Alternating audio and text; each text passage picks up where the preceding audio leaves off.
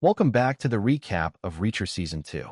In this episode, we go back in time to see how Franz was tortured, and we watch Reacher and his team get closer to uncovering the dark truth behind New Age technologies. Let's get into it. The episode starts 10 days ago. Langston is watching his men beat up Franz.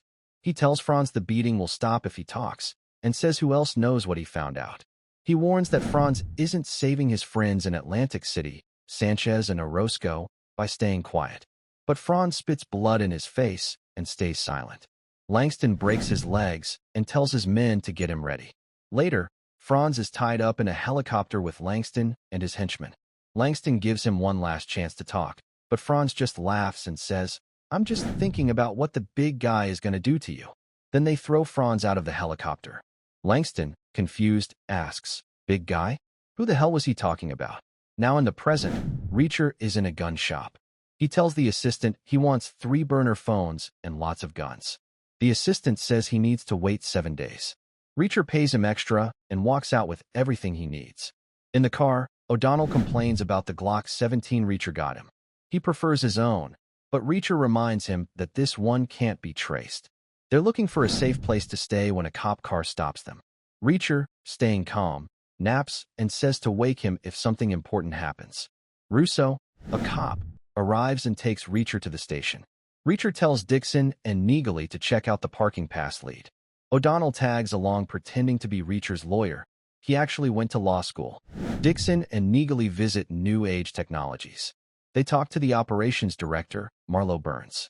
They explain there have been 3 murders, 1 missing person, Swan, and a suspect, Seropian, who had a parking pass from New Age. Marlo says there are over 1,000 employees, so she can't track it. But later, she finds the pass was given to Seropian and gives his address to Dixon and Neagley. At the police station, Reacher and O'Donnell are questioned by Russo. Russo wants to know why the 110th all called each other before dying, but no one called Reacher. Reacher says he has no phone. Russo is suspicious. Reacher says if they're going to share info, Russo needs to give something too. Russo shares that they found a memory card in Franz's office with info about a weapons dealer named Mahmoud. Turns out, Sanchez and Orozco found this name for Franz. Mahmoud is on the same list of fake names from Franz's flash drive, all with initials AM. They think it might be linked to terrorism. Meanwhile, Dixon and Neagley look at some number sheets. There are 7 pages, each with 26 or 27 numbers. Dixon notices something. The numbers represent months and days. Some action was happening 9 to 13 times a day over 7 months. But in the 7th month, the numbers drop. Dixon isn't sure what was being counted, but it's something important. AM books a flight from Denver to JFK. The team plans to catch him at the airport, but AM notices something is off. He knocks over a suitcase, sees it's empty, and realizes someone's watching him. He calls Langston and says he's delayed, but will finish the deal. Langston asks how he'll travel without ID. AM says he'll manage. Reacher then calls Seropian's neighbor and pretends he found his wallet. She confirms Seropian still lives at the address. Reacher insists they go there, but first stops at a hardware store. At Seropian's house, Reacher's team throws a pipe bomb inside. One henchman runs out on fire. A shootout begins. Dixon runs out of bullets, but O'Donnell saves her. They kill all the henchmen. Reacher sees a car drive off and chases it. He throws a barbecue at the car to stop it, then pulls out a heavy man named Brian Collins. Reacher yells, "Who sent you? Do you work for New Age?" But the man has a heart attack and dies. Reacher goes back to the house and tells the team they need to leave fast. Back at the motel, Russo storms in, angry about the pipe bomb. Reacher explains that New Age set them up. He says maybe hitmen went to New Age to get a target address, or maybe Seropian worked for New Age as a hired killer. Either way, they were led into a trap.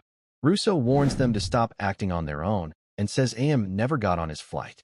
The police are now getting a warrant to search New Age's headquarters. He tells them to wait and gives Reacher a phone number to keep in touch. Russo warns, no more cowboy stuff. Reacher smiles and says, "Saddle up, we got a whole lot of cowboy stuff to do." The episode ends with Reacher and the team driving straight to New Age Technologies. Reacher tells them to grab everything in 2 minutes and not to wait for him. They all put on masks and crash the car through the gates. Inside, they filled bags with documents and other evidence. Before leaving, Reacher grabs a team photo from the wall. He's the last to exit as sirens start blaring. He jumps into the car, and they drive off. They burn the masks, and Reacher lays out the photo. They see Swan in the picture, standing with Langston and Marlowe Burns. Reacher says, "He was working at New Age with the people who have been trying to kill us." That's the end of Reacher Season 2, Episode 3. The team is now sure that New Age Technologies is involved, and even Swan was secretly working with them. Stay tuned for the next episode as Reacher continues to uncover the truth and fight back harder than ever.